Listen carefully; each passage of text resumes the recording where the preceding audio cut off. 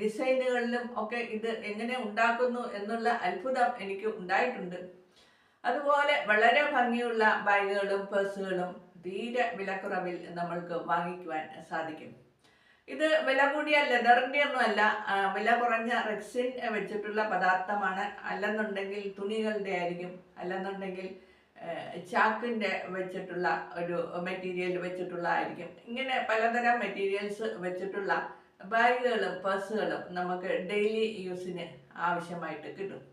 അതുപോലെ തന്നെയാണ് ചെരുപ്പുകളുടെ ഒരു കൂമ്പാരം തന്നെ കാണും വഴിയോരങ്ങളിൽ.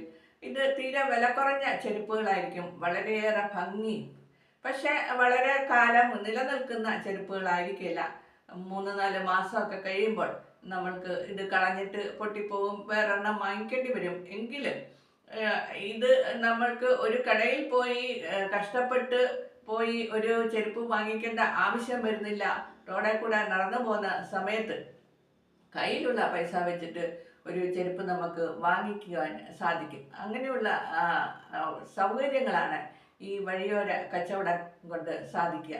അതുപോലെ തന്നെ ഇമിറ്റേഷൻ ആഭരണങ്ങൾ, കമ്മലുകളും മാലകളും വളകളും കല്ല് വെച്ചതും മുത്തുവെച്ചതും നല്ല സ്വർണം പോലെ ഇരിക്കുന്നതും ഒക്കെ ഉള്ള വളരെയേറെ ഭംഗിയുള്ള വളരെയേറെ കൗതുകകരമായ ഡിസൈനുകളിലുള്ള കമ്മലുകളും മോതിരങ്ങളും ഒക്കെ നമ്മൾക്ക് വഴിയോരങ്ങളിൽ കിട്ടാറ് പതിവുണ്ട്.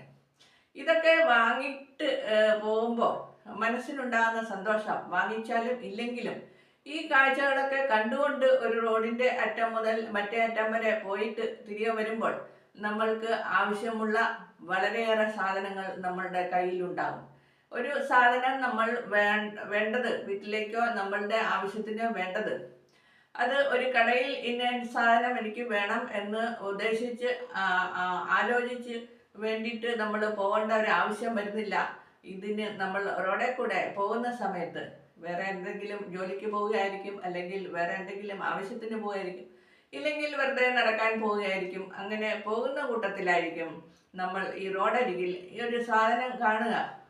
എനിക്ക് ആവശ്യമുള്ളതാണല്ലോ, അല്ലെങ്കിൽ എൻ്റെ വീട്ടിലേക്ക് ഈ സാധനം ആവശ്യമുള്ളതാണല്ലോ എന്ന് നമ്മൾക്ക് കാണുമ്പോൾ മനസ്സിലാകും. പെട്ടെന്ന് കയ്യിലുള്ള പൈസ വെച്ചിട്ട് അത് വാങ്ങിക്കുകയും ചെയ്യും. ഇങ്ങനെയാണ് നമ്മൾക്ക് ഈ വഴിയോര കച്ചവടം കൊണ്ട് ഉണ്ടാകുന്ന ഒരു പ്രയോജനം. ഷോപ്പിംഗ് എന്ന് പറയുന്നത് നമ്മൾ വഴിയോരത്തൂടെ നടക്കാൻ പോകുന്ന സമയത്താണെന്ന് പറഞ്ഞാലും കാഴ്ചകൾ അത്